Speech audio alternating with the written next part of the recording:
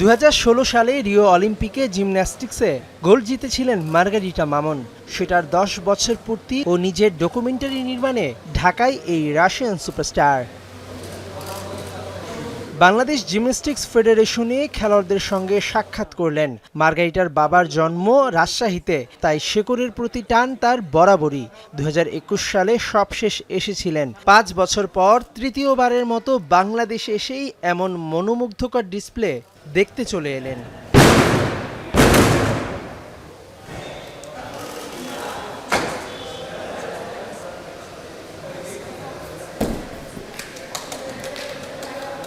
I didn't expect all of you. Thank you for coming and thank you for that you will share our meeting with the athletes and with you.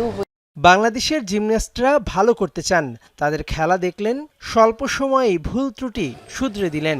ভবিষ্যতেও সুযোগ পেলে বাংলাদেশকে সাহায্য করতে চান।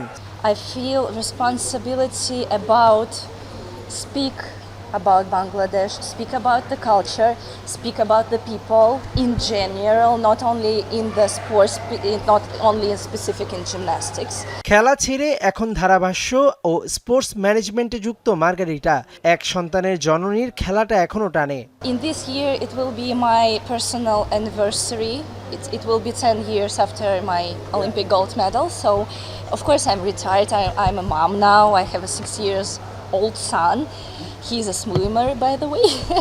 I was trying to make a TV host, and I hosted 2 Olympic Games, which is in Tokyo and Beijing Winter Olympic Games. I was in the live in First Channel, and I was commenting